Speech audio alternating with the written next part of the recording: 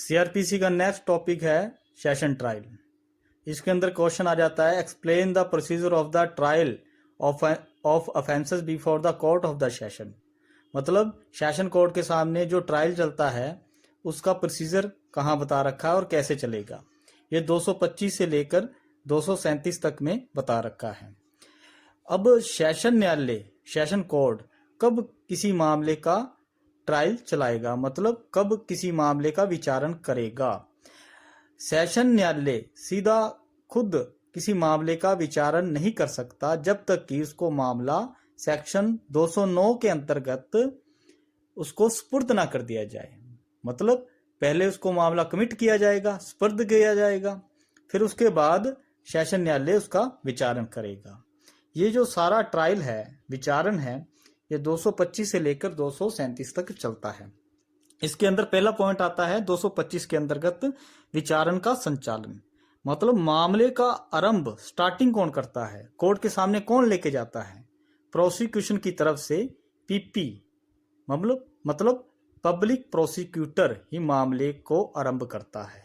वो ही कोर्ट के सामने एविडेंस पेश करता है, वो ही विटनेस जो गवाह होते हैं उनका एग्जामिनेशन करता है और वो ही मामले को वापस ले सकता है। मतलब प्रोसिक्यूशन की तरफ से जो अग्रीवड पार्टी है जिसके विरुद्ध क्राइम किया गया है उसकी तरफ से पब्लिक प्रोसिक्यूटर होता है, क्योंकि हमेशा ही जो क्राइम है वो किसी व्यक्ति के विरुद्ध नहीं होता, वो स्टेट के विरुद्ध होता है। और स्टेट की तरफ से कौन पेश होता है, पब्लिक प्रोसिक्यूटर, मतलब सरकारी वकील जिसको अपने कहते हैं। दूसरा है अभियोजन के मामले का कथन।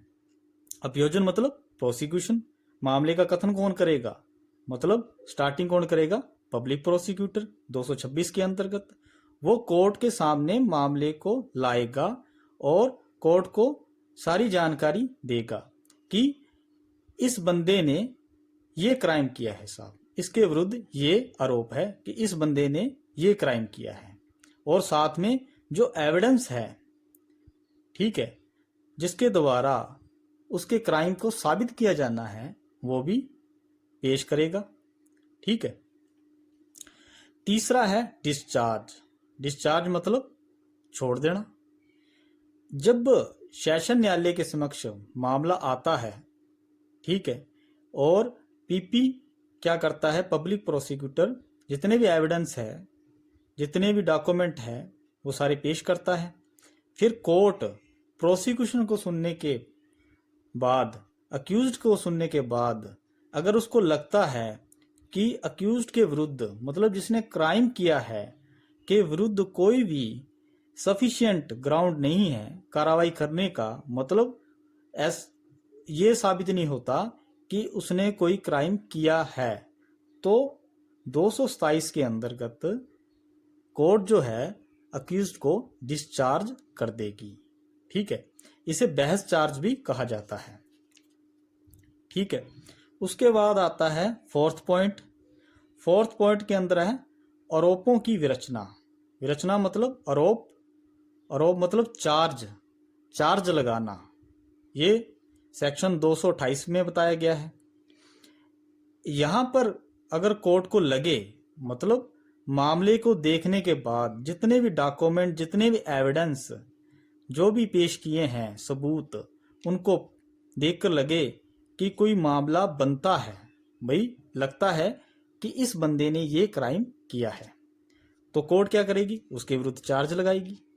ठीक है, कि साहब आपने ये क्राइम किया है। अब उस चार्ज को अक्यूज्ड को पढ़कर सुनाया जाएगा। ठीक है, उसको समझाया जाएगा। ठीक है, और उससे पूछा जाएगा कि तुम अपने गुनाह को कबूल करते हो कि नहीं करते। ठीक है, मतलब अक्यूज से पूछा जाता है कि तुम कन्फेस करते हो या नहीं करते। ठीक है। फिर फिफ्थ पॉइंट आता है दोषी होने का अभिवचन। दोषी होने का अभिवचन क्या है, 229 में बताया गया है।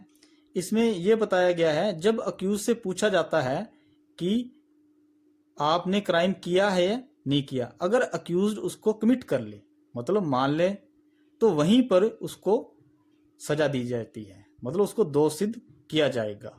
ठीक है। लेकिन जो स्टेटमेंट है अक्यूज्ड का वो क्लियर होना चाहिए, मतलब जिससे पता लगे कि ये अपने गुनाह को कबूल कर रहा है, क्लियर कट होना चाहिए। ठीक है। 6 पॉइंट है अभियोजन का साक्ष्य। ठीक है, जो सेक्शन 230 में बताया गया है, जब अक्यूज से पूछा जाता है कि आपने साहब क्राइम किया है या नहीं किया, अगर अक्यूज्ड अपने क्राइम को कबूल नहीं करता, मतलब वो मानने से इनकार कर देता है, तो कोर्ट क्या करती है, अभियोजन का साक्ष्य शुरू करती है। अभियोजन मतलब प्रोसिक्यूशन का। फिर वो प्रोसिक्यूशन को कहती है कि आप अपने एविडेंस शुरू करो, मतलब उसके लिए एक डेट निश्चित कर दी जाती है, तारीख स्टार्टिंग की निश्चित कर दी जाती है, जब से एविडेंस शुरू हो जाते हैं। अगर कोई गवाह, कोई विटनेस है, उसको पेश करने के लिए, उसको कोर्ट में लाने के लिए, कोई डॉक्यूमेंट है या कोई भी चीज है एज ए एविडेंस, उसको पेश करने के लिए तारीख निश्चित कर दी जाती है। ठीक है। फिर कहते हैं कि उसके बाद आता है 231 के अंदर ये बताया गया है कि जितने भी विटनेस कोर्ट के सामने हाजिर होते हैं तो उनका कोर्ट क्या कराता है, एग्जामिनेशन मतलब उनकी गवाही रिकॉर्ड में कराता है, और उनकी क्रॉस भी की जा सकती है विद द कोर्ट की परमिशन से। ठीक है। उसके बाद आता है 7वां पॉइंट, दोष मुक्ति, जिसको अक्यूटल भी बोलते हैं, अक्यूट करना। ठीक है।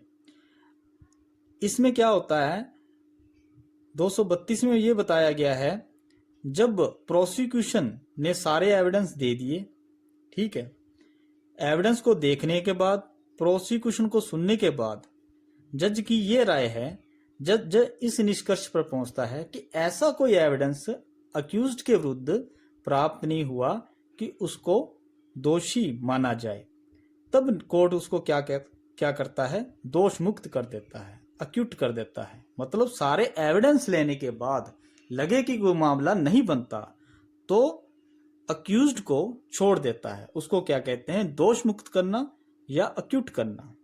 ठीक है।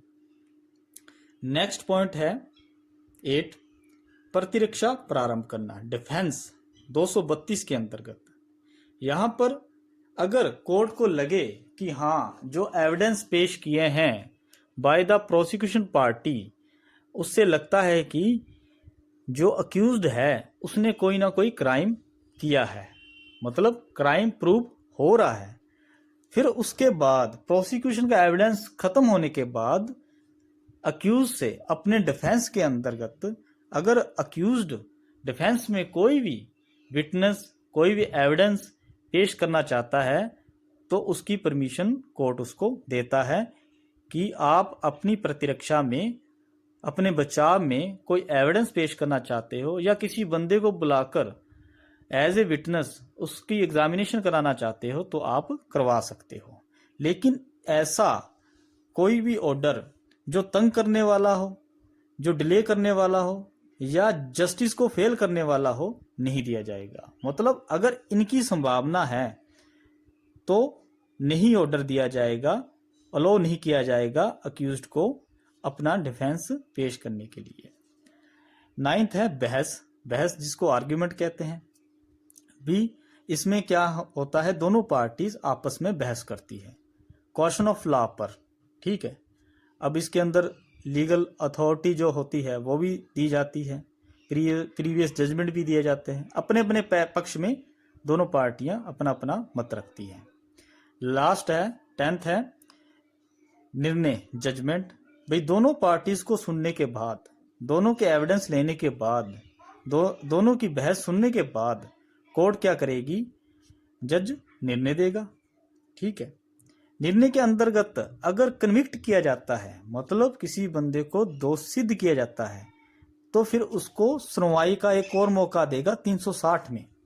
360 क्या होता है, परवेशन क्या होता है, अगर कोई व्यक्ति है जिसने पहले इन पास्ट कोई क्राइम नहीं किया, बढ़िया करैक्टर का है, उसकी एज कम है, 21 साल या उससे कम है, तो ट्रायल अगर ज़्यादा लंबा चल गया तो उसमें उसको छूट दी जाती है कि 360 के अंदर उसको प्रोबेशन का लाभ दिया जाता है, ठीक है, उसकी सजा को सस्पेंड कर दिया जाता है।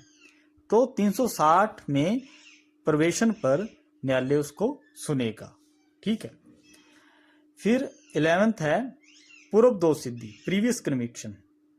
अगर अक्यूज्ड ऐसा है, हैबिचुअल ऑफेंडर है, या उसने पास्ट में भी कोई क्राइम किया है, तो जजमेंट के समय, निर्णय के समय प्रीवियस कन्विक्शन भी साथ में काम में लेगा, ठीक है, उसके हिसाब से वो सजा देगा। अगर आरोपी जो अक्यूज्ड है प्रीवियस कन्विक्शन को मानने से इनकार करता है कि साहब मैंने पहले कोई ऐसा काम नहीं किया, तो एज ए एविडेंस रिकॉर्ड कराया जाएगा। मतलब जहां पर जो फाइल पहले जजमेंट की है एज ए रिकॉर्ड ली जाएगी, और जो जजमेंट उसके विरुद्ध पास हुआ था इन पास्ट, उसकी कॉपी भी काम में ली जा सकती है, अगर अक्यूज्ड अपने प्रीवियस कन्विक्शन को मानने से इनकार कर दे। फिर लास्ट में ये आता है, कुछ एक मामले होते हैं जिसके अंदर कुछ स्पेशल पर्सन होते हैं, इनके विरुद्ध कोई मामला डेफामेशन का, मतलब मामले में क्या है क्वेश्चन, मानहानि का, तो सेशन कोर्ट को ही अधिकारता है, जुरिडिक्शन है कि वो ऐसे मामले की सुनवाई करे 199 में। इसके अंतर्गत मानहानि के मामलों के अभियोजन के बारे में प्रावधान किया गया है। यदि मानहानि का कोई मामला भारत के राष्ट्रपति, उपराष्ट्रपति, किसी राज्य के राज्यपाल, संघ क्षेत्र राज्य क्षेत्र के प्रशासक, संघ राज्य क्षेत्र या राज्य के मंत्री, ये जो मंत्री, राष्ट्रपति, राज्यपाल या ऐसे कुछ व्यक्ति हैं, इनके विरुद्ध, इनसे संबंधित कोई मामला आता है, तो ऐसे मामले कौन करेगा, पीपी पब्लिक प्रोसिक्यूटर द्वारा सेशन न्यायालय में कंप्लेंट प्रस्तुत किया जाएगा, ठीक है। और सेशन न्यायालय द्वारा ऐसे अपराध का कॉग्निजेंस, मतलब मामले का विचारण का आरंभ खुद बिना कमिट किए किया जाता है। मतलब ये मामले कमिट नहीं होते, ये सीधे ही सेशन न्यायालय में जाते हैं, इनको सेशन न्यायालय की ही अधिकारता में रखा जाता है। मतलब सेशन न्यायालय को ही अधिकारता है, ये कमिट नहीं किए जाते, सुपुर्द नहीं किए जाते। और इसके अंदर जो प्रोसीजर है वो कौन सा अपनाया जाएगा, जो वारंट केसेस में अपनाया जाता है। फिर इसके अंदर भी जो ट्रायल चलेगा वो कैमरा प्रोसीडिंग हो सकती है। कैमरा प्रोसीडिंग मतलब जिसके अंदर पब्लिक को जाने से मनाही कर दी जाती है, मतलब ओपन में नहीं किया जाएगा, ठीक है। इसके अंदर जो अक्यूज्ड है उसको अक्यूट भी किया जा सकता है, डिस्चार्ज भी किया जा सकता है।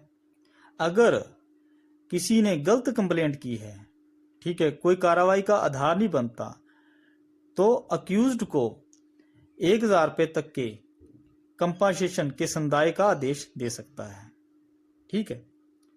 लेकिन ऐसा आदेश देने से पूर्व संबंधित जो मंत्री है या पब्लिक सर्वेंट है को भी सुनवाई का अवसर दिया जाएगा।